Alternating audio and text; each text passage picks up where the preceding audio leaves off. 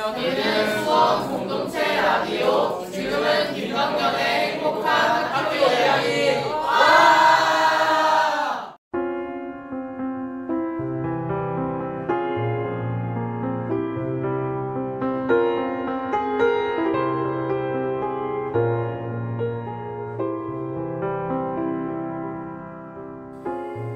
안녕하세요. 김덕년의 행복한 학교 이야기 시작합니다. 저는 보통 방송을 준비하면서 8곡에서 10곡 정도 음악을 준비하죠. 하지만 한 번도 다 띄워드리지 못했어요. 시간상 한두 곡은 꼭 들려드리지 못하죠. 우리 사는 일도 그런 것 같습니다. 준비한 것이 넘치거나 모자라는 경우가 많죠. 하지만 이건 나만 그런 거 아니니까.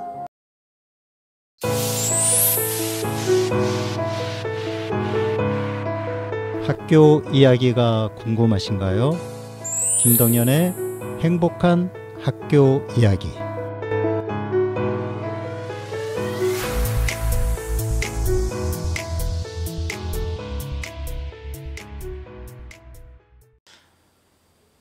전 캐대헌 하길래 무슨 뜻인지 궁금했어요. 알고 보니 K-팝 데몬 헌터스였군요. 애니메이션 영화에 나오는 걸그룹 헌트릭스 루미, 미라, 조이가 부른 노래 골든도 선풍적인 인기몰이를 하고 있다네요.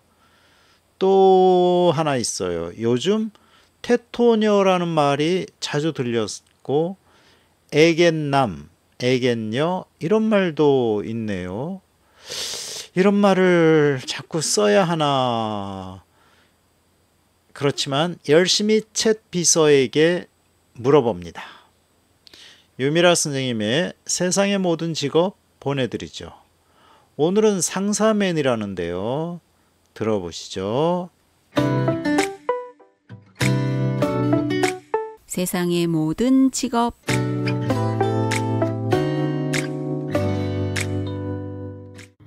여러분 안녕하세요. 세상의 모든 직업 이야기의 유미라입니다. 여러분은 혹시 상사맨이라는 용어를 쓰시나요? 오늘은 바로 상사맨입니다. 70년대 종합상사가 본격적으로 등장하면서 자연스럽게 만들어진 신조어로 정부는 수출 확대와 해외 시장 개척을 위해서 일본의 종합상사 모델을 벤치마킹하여 종합무역상사 제도를 도입하면서 1975년 삼성물산이 1호 종합상사로 지정된 이후 많은 인재들이 종합상사로 몰렸고 이들이 상사맨으로 불리기 시작했다고 합니다. 10년 전에 드라마로 방영된 미생 기억하시나요? 거기에 나온 장그래를 비롯해서 오과장, 김대리가 모두 상사맨입니다. 8, 90년대 소위 잘 나가는 직업군이었습니다. 하지만 최근에는 상사맨이라는 용어가 8, 90년대나 주로 쓰였던 용어라 여겨지면서 기업 채용 공고 등 공식적으로는 영업 담당자, 트레이더, 글로벌 영업 담당자, 무역 영업직 등으로 개명들을 했습니다. 오늘은 신문을 읽다가 남미서 삽질하는 K 상사맨, 수출 천병에서 안보 천병으로 라는 기사에서 영감을 받아서 상사맨이라는 용어를 그대로 가려고 합니다. 우리가 무역이라고 하면 쉽게 길다란 컨테이너를 싣는 상선을 떠올리지 않을까 합니다. 그 안에는 어떤 제품들이 실려 있을까요? 최근에는 반도체, 2차 전지와 같은 배터리, 전기차 등의 소재인 광물 자원 확보가 무역 전쟁의 승패를 좌우할 키를 잡고 있다고 합니다. 우리도 경험해보지 않으셨나요? 광물 소재 부족으로 신차 계약하고 대기를 걸어놔야 하는 조바심 나는 경험을요. 그럼 상사맨은 어떤 사람이 어떻게 하면 진입할 수 있을까요? 드라마 미생에서는 예전 대우빌딩인 서울스퀘어에 위치한 대기업 종합상사로 인턴 입사였지만 장그래는 바둑을 두다가 고졸 검정고시 통과 후 낙하산으로 꽂히고 서울대 정치외교학과, 도고동문학과, 지방국립대 기계공학과, 경제학과를 부전공한 무용과 출신 등 무역과는 개연성이 적어 보입니다. 지금과 같은 상황이라면 장그래는 과연 채용될 수 있었을까요? 지급 종합상사의 원탑인 S물산의 신입사원 채용 과정을 한번 둘러보겠습니다. 모든 사업부, 상사, 건설, 패션, 리조트에서 공통적으로 적용되는 절차는 S그룹 채용 홈페이지를 통한 온라인 지원서 제출, 그 첫 번째 관문인 직무적합성 평가로 지원자의 전공, 자격증, 직무 관련 경험이나 자소서 등을 종합적으로 평가한다고 합니다. 다음으로 구직자의 수능이라고 할 수 있는 직무 적성 검사, GSAT를 온라인으로 실시합니다. 언어, 수리, 추리, 시각적 사고 등 종합적 사고력과 문제 해결 능력을 평가하는데 저도 문제를 한번 봤거든요. 쉽지 않더라고요. 아니, 제 입장에서는 조금 어렵게 느껴졌습니다. 그리고 직무 면접과 인성 면접까지 지원 자격은요, 4년제 대학 졸업자나 졸업 예정자, 패션 분야를 제외하고는 전공 무관, 영어 회화 자격 등 인재상은 유연한 사고, 가치 창출, 끈기, 성장 등 S물산이 추구하는 인재상에 부합해야 하고, 마지막으로 S물산 채용은 직무 중심의 공정한 평가와 체계적인 절차를 통해서 우수 인재를 선발합니다. 라고 나와 있습니다. 누군가 댓글에 각 단계별로 철저한 준비가 필요합니다. 라는 문구는 희망 고문과 같은 정보가 눈에 띕니다. 대기업뿐만 아니라 무역회사는 많습니다. 전공이 도움이 되겠지만은 무엇보다도 변화무쌍한 국제 비즈니스 환경에서 빠르게 적용하면서 사업가적 기질과 큰 금액이 오가는 계약인 만큼 직접 책임지기 때문에 윤리의식과 자기관리 능력이 매우 중요해 보입니다. 외국어 능력이나 의사소통 능력은 말할 것도 없겠죠. 또한 무역은 환율과의 싸움이기 때문에 자료 해석 능력이나 작성 능력도 능력 발휘에 좋은 발판이 됩니다. 그리고 능력에 따라 프로젝트의 범위가 달라지기 때문에 연봉 수준이나 승진과 같은 보상은 크게 차이가 나는 업계입니다. 실적에 대한 압박에 따른 높은 스트레스와 책임감은 같이 가는 거겠죠. 워라밸과는 거리가 점점 멀어지는 관계입니다.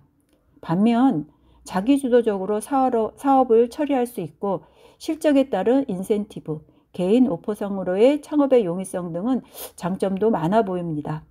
용기 있고 세상을 넓게 보고 싶은 사람은 도전해 볼 만하다고 생각합니다. 드라마 미생의 마지막 장면에서 사막 한가운데서 장그래가 오가장과 대화를 나누는 장면은 조금은 판타지 같지만 동기부여에는 도움이 되지 않았나 생각됩니다. 오늘의 이야기는 이렇게 마무리하도록 하겠습니다. 그럼 다음 주에 인사드리겠습니다. 감사합니다. 로보, I'd love you to want me 듣고 왔습니다. 팝 음악을 좋아하는 세대들에게 꾸준히 사랑받는 올드팝 명곡이죠. 다음 순서는 차원 기자가 전하는 교육 소식입니다. 교육 소식.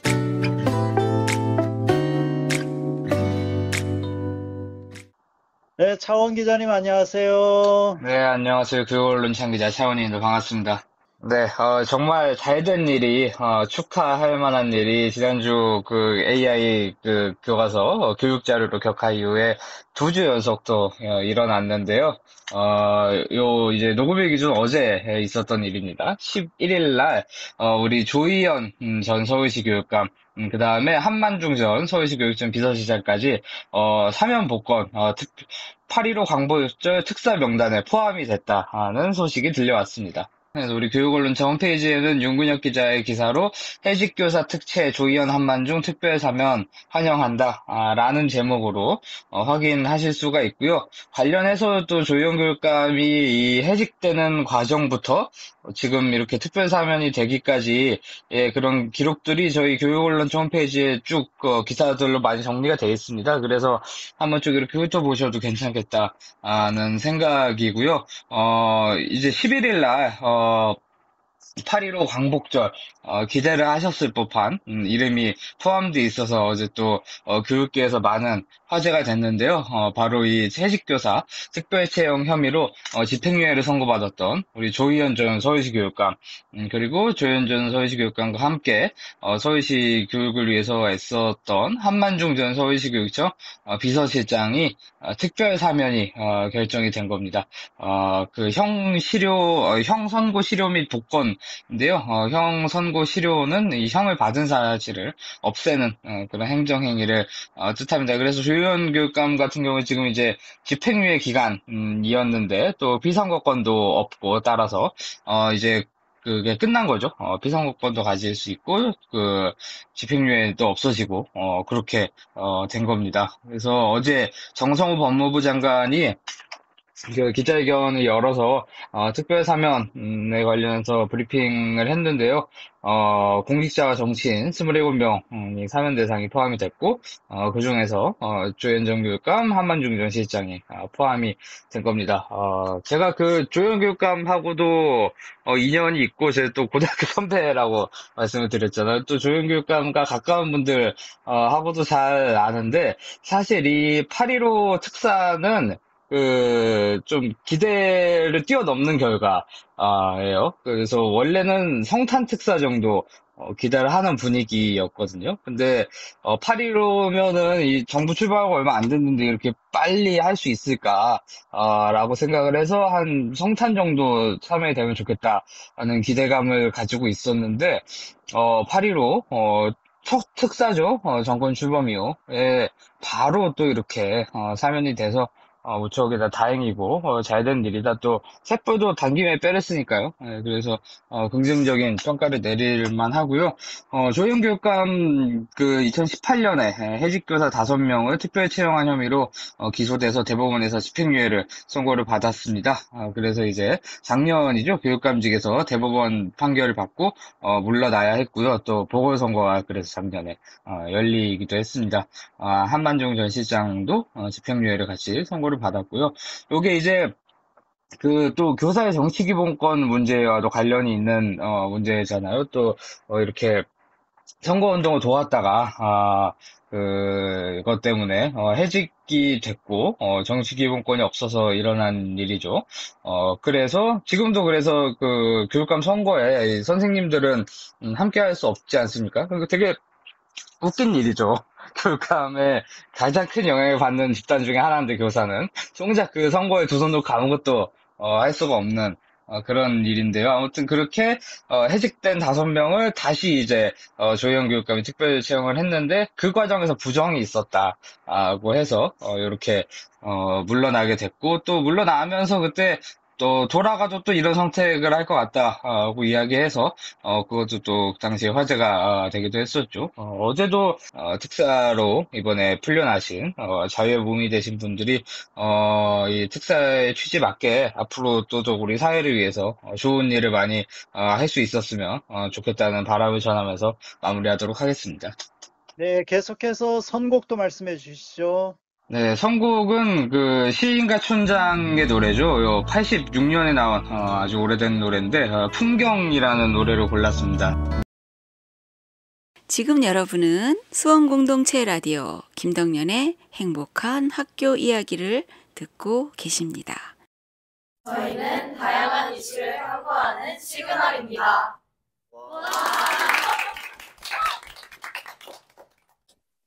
안녕하세요. 더 넓은 세상을 향해 나아가는 저희는 다문화학교입니다. 요즘 세계화의 진행에 따라 상품의 판매에 있어서도 해외 시장은 떼놓을 수 없는 부분이죠. 해외에서의 마케팅은 그 나라에 어떻게 효과적으로 접근하였느냐에 따라 결과가 크게 나뉘는데요. 이러한 나라별 문화적 차이에 따른 마케팅 전략 궁금하지 않으신가요? 그래서 저희는 오늘 각 전공의 국가의 문화적 특징과 이에 따른 마케팅 전략에 대해 이야기 나눠보려고 합니다. 먼저 중국에 대해 알아볼까요? 중국은 온라인 소셜미디어와 오피니언 리더가 매우 강한 영향력을 가지고 있습니다. 현재 중국은 정부의 SNS 차단으로 중국만의 정보 공유 플랫폼을 사용하는데요. 지원 씨 혹시 알고 계신가요? 네. 한국에서 활동하는 중국인 아이돌들이 사용하는 걸 통해 알고 있었어요. 그렇군요. 이 플랫폼은 일반 네티즌들과 연예인뿐만 아니라 기업, 언론사 등도 계정을 개설하여 고객과 소통하고 정보를 전달하는 용도로 사용하고 있습니다. 따라서 이러한 소셜미디어의 엄청난 영향력으로 인해서 중국 소비자들에게는 온라인을 통한 마케팅이 중요시됩니다. 아, 우리나라에서의 파워블로거 같은 느낌이군요. 네, 비슷합니다. 중국에서 왕원과 같은 오피니언 리더들은 수많은 팬들을 보유하고 있는데요. 이들의 리뷰는 사람들의 구매에 크게 기여합니다. 또한 숫자 문화도 빼놓을 수 없는데요. 지원 씨 혹시 중국인들이 가장 좋아하는 숫자를 알고 계신가요? 중국인들이 가장 좋아하는 숫자는 8 아닌가요? 네, 맞아요. 중국인들이 팔을 좋아한다는 건 많이 알고 계신 사실이죠? 그럼 혹시 그 이유에 대해서도 알고 계신가요? 사실 중국인들이 숫자 8을 좋아하는 이유는 8이 중국어로 빠라고 발음되는데 이는 돈을 벌다의 의미를 가진 파와 유사하기 때문입니다. 이런 점을 이용하여 우리나라의 기업도 중국 시장을 본격적으로 공략하기 위해 핸드폰 모델의 이름을 팔자가 2개씩 들어가게 이름을 지은 사례가 있습니다. 또한 중국 가면 컬러 마케팅을 빼놓을 수 없죠. 아시다시피 중국에서는 붉은색과 황금색이 가장 사랑받는 색깔인데요. 중국 국기인 오성 홍기를 떠올리시면 쉬울 겁니다. 이러한 컬러 마케팅 사례로는 우리나라의 과자 브랜드가 패키지를 붉은색으로 바꿔서 중국 시장에 출시한 일이 대표적입니다. 중국인이 선호하는 붉은색과 황금색이 브랜드와 연결된다면 중국 시장에서 유리하겠죠? 그 다음으로는 프랑스에 대해 알아보도록 하겠습니다. 프랑스는 세계적으로 유명한 럭셔리 브랜드를 활용하고 다양한 혁신적인 마케팅 전략을 사용하는데요. 이런 럭셔리 브랜드들은 그 브랜드의 정체성과 지위를 강조하는 마케팅을 주로 합니다. 그래서 이런 브랜드들의 광고를 보면 상품이 뚜렷하게 제시되어 있기보다 브랜드 명이나 이미지를 주로 보여주며 상품은 은근히 보여주는 형식이 많습니다. 그래서 그런지 유명 브랜드들의 광고를 보면 광고하는 상품이 뭔지 잘 모르겠더라고요. 맞아요. 브랜드 이미지 강조는 이러한 단점도 있어요. 그렇지만 이런 광고를 통해 소비자들은 이 상품을 구매함으로써 자신의 사회적 지위가 상승된다고 느끼며 성취감을 받습니다. 승빈 씨는 이런 명품 브랜드의 상품을 구매해 본 적이 있나요? 네, 그러한 상품을 구매해 본 적이 있어요. 아, 그럼 그 상품을 구입했을 때 성취감이나 또 다른 느낌을 받았었나요? 저는 사회적 지위가 올라간다기보단 유명하고 럭셔리한 이미지를 가지고 있는 브랜드의 상품을 사용하고 있다는 점에서 기쁨을 느꼈어요. 승빈 씨의 경험과 같이 럭셔리 브랜드 자체의 이미지를 강조하여 광고하면 소비자의 성취감을 자극해 이런 효과를 볼 수 있습니다. 두 번째로는 브랜드 스토리텔링인데요. 한 럭셔리 브랜드의 창시자인 인물은 과거 여성의 불편한 복장에서 벗어나기 위한 노력의 결과물, 그녀의 일생을 알려 마케팅을 했습니다. 브랜드의 이야기를 입혀 소비자들에게 전달함으로써 소비자의 관심과 흥미를 자연스럽게 유도하고 소비자의 기억에 보다 오래 남게 할 수 있습니다. 이런 스토리텔링 마케팅은 소비자들에게 그 브랜드의 차별화 요소를 전달하고 브랜드 이미지를 형성할 수 있습니다. 소비자 입장에서 스토리텔링 마케팅 제품에 관심이 갈 수밖에 없을 것 같네요. 그렇다면 프랑스에 또 다른 마케팅 전략이 있을까요? 네, 그리고 프랑스에선 디지털 마케팅 전략 또한 중요합니다. 요새 프랑스의 디지털 마케팅 시장 규모가 크게 늘어나고 있어요. 따라서 프랑스에서는 설문조사, 경품 퀴즈 등을 이용하는 경우가 많습니다. 또한 이커머스를 소개하면 좋은데요. 승빈 씨, 이커머스라는 단어에 대해 알고 계신가요? 네, 아마 전자상거래를 뜻하는 단어 아닌가요? 네, 맞아요. 이커머스란 일렉트릭 커머스의 약자로 전자수단으로 이루어지는 모든 거래를 말합니다. 이러한 이커머스가 요새 프랑스에서 크게 성장하고 있고 특히 SNS를 통해 구매할 수 있는 방식이 유행하고 있다고 합니다. 네, 이렇게 나라별 차이에 따라서 마케팅이 크게 달라지는 점 느껴보셨나요? 오늘 이 주제를 청취하시면서 여러분이 마케팅 전략뿐만 아니라 각 나라의 문화 또한 알아가실 수 있었으면 좋겠습니다. 네, 저 또한 제작하면서 다양한 점을 알아갈 수 있어서 유익하고 중국에 대해 잘 몰랐어서 관련 내용이 신선하게 다가왔어요. 그럼 저희는 여기에서 마무리해 볼까요? 네, 지금까지 오늘의 다문화학교 진행자 김승빈, 민지원이었습니다. 감사합니다. 교육 소식에 이어 시그널 동아리가 제작한 국가별 마케팅 전략 듣고 왔습니다. 김승빈, 민지원 두 학생이 수고했습니다. 그리고 레오 세이어 When I Need You 보내드렸죠. 레오 세이어는 호주 출신의 싱어송라이터입니다. 가사 중에 When I need you, I just close my eyes and I'm with you. 당신이 필요할 때 나는 그저 눈을 감고 당신과 함께 있어요. 이 곡의 핵심 메시지인 것 같습니다. 꼭 기억하면 좋을 것 같아요. When I need you, I just close my eyes and I'm with you. 지금 여러분은 수원공동체 라디오 김덕년의 행복한 학교 이야기를 듣고 계십니다. 학교와 영화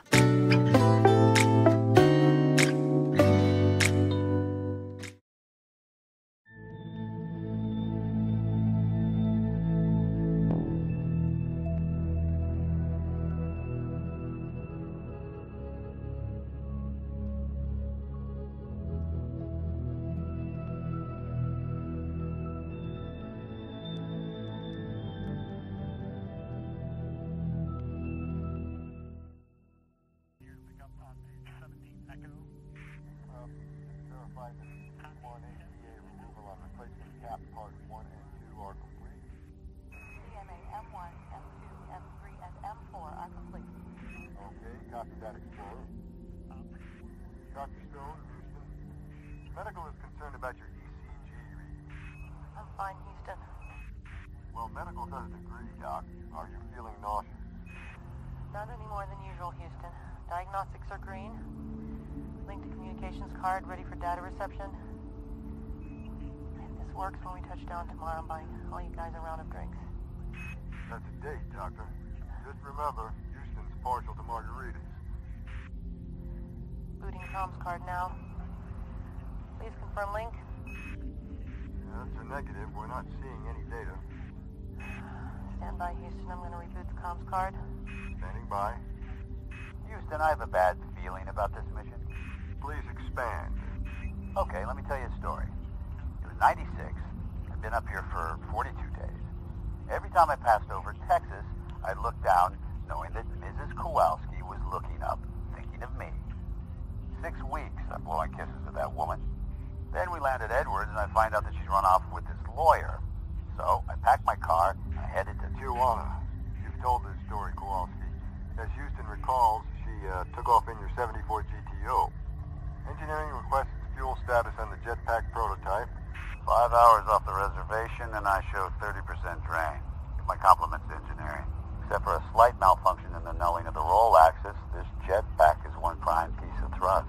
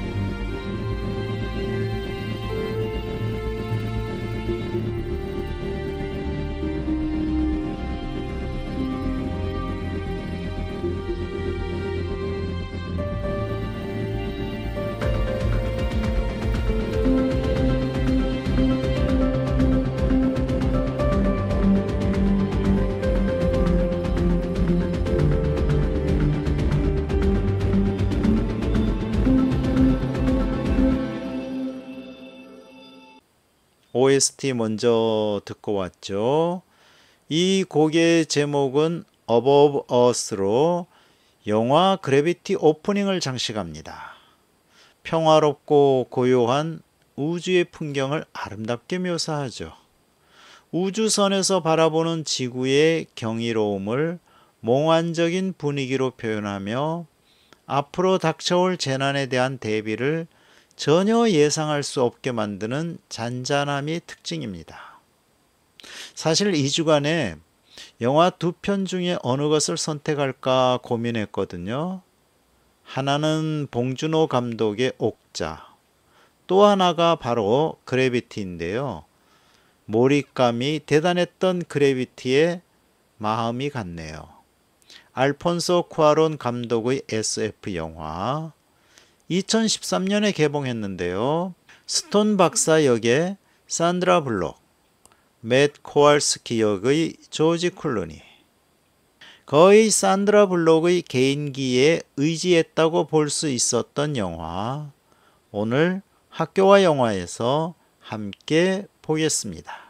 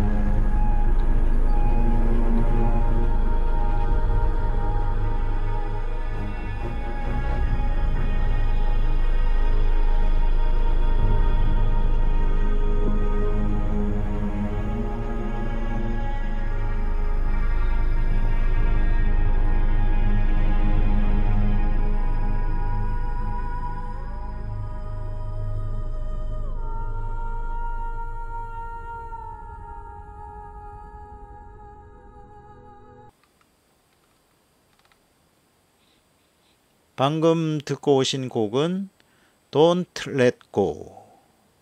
스톤 박사를 살리기 위해 맷은 스스로 줄을 놓습니다. 맷은 끝까지 스톤 박사에게 놓지 마, Don't let go라고 말하지만 정작 자신은 그녀를 위해 손을 놓습니다. 완벽해 보였던 그의 삶은 가장 위대한 불완전함, 즉 타인을 위한 희생으로 완성됩니다.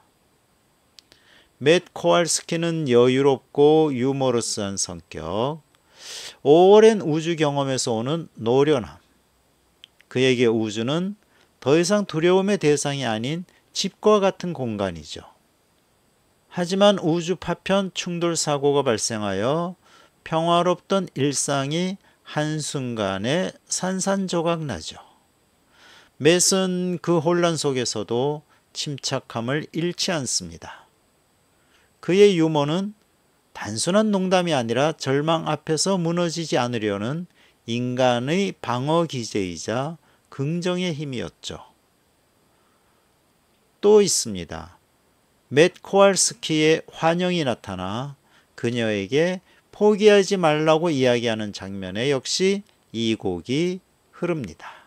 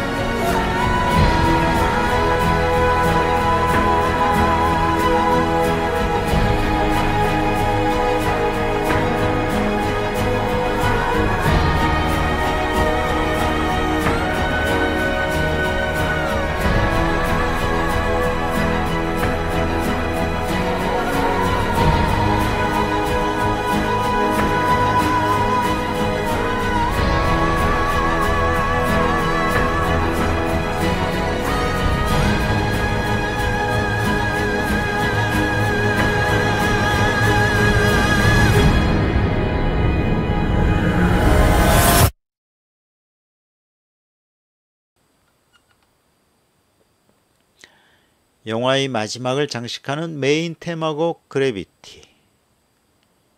라이언이 지구로 귀환하며 중력을 다시 느끼게 되는 순간에 흘러나옵니다.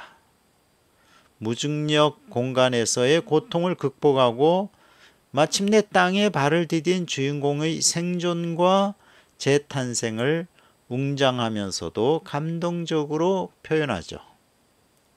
제목 그대로 중력을 되찾는 순간의 안도감과 경이로움을 잘 담아낸 곡입니다. 완벽주의자이며 어린 딸의 죽음을 극복하지 못한 채 우주로 도피했던 그녀. 이런 완벽한 모습은 우주선의 판넬을 수리하는 장면에서 잘 나타납니다. 그에게는 한두 개가 잘못되는 건 용납이 되지 않았죠. 그녀에게 우주는 중력이 사라진 공간이자 슬픔의 무게로부터 벗어날 수 있는 유일한 곳이었을지도 모릅니다. 스톤 박사는 우리에게 말합니다. 완벽하게 살지 않아도 괜찮습니다. 좌절하고 넘어지더라도 다시 일어설 수 있는 힘만 있다면 말입니다. 우리 모두에겐 우주의 고통을 이겨내고 땅에 발을 디딘 스톤 박사와 같은 위대함이 숨어 있습니다. 지금 여러분은 수원공동체 라디오 김덕연의 행복한 학교 이야기를 듣고 계십니다. 교육 도서관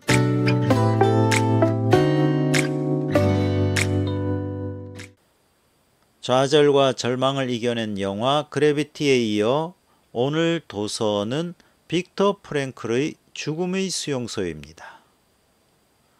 이 책은 의사이자 심리학자였던 빅터 프랭클이 제2차 세계대전 당시 나치 강제 수용소에서 직접 겪은 경험을 바탕으로 쓴 이야기입니다. 수용소는 정말 끔찍한 곳이었죠. 하루하루 살아남는 것조차 불가능할 정도로 배고프고 춥고 힘든 곳이었어요. 언제 죽을지 모르는 공포 속에서 사람들은 희망을 잃어갔죠. 하지만 빅터 프랭클은 이런 극한의 상황 속에서도 한 가지 중요한 사실을 발견했습니다. 빅터 프랭클은 수용소 안에서 이런 질문을 던졌어요. 이렇게 끔찍한 곳에서 우리가 살아남아야 할 이유가 뭘까?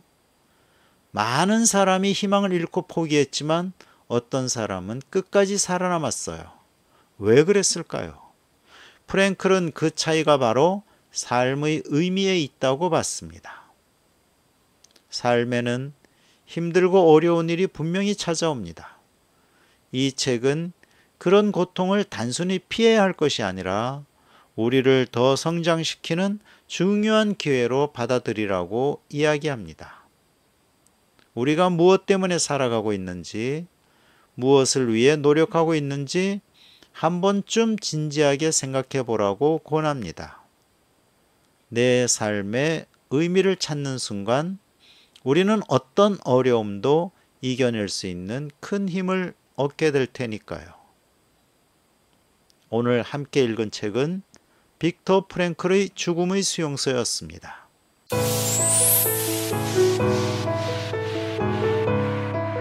학교 이야기가 궁금하신가요?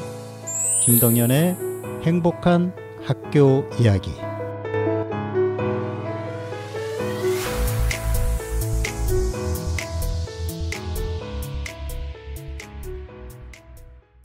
우주에서 돌아온 스톤 박사. 유대인 수용소 생존자인 빅터 프랭클.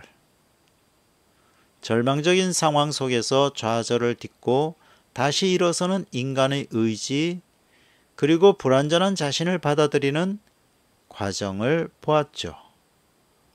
어떠셨나요? 완벽하지 못한 삶의 불완전함을 끌어안을 때 우리는 비로소 진정한 아름다움을 발견할 수 있습니다. 다음 주에도 여러분의 마음에 울림을 줄 이야기로 찾아오겠습니다. 리차드 샌더슨, 리얼리티. 오늘 마지막 곡으로 보내드립니다. 지금까지 행복지기 김덕연이었습니다. 행복이 늘 당신 곁에 있기를.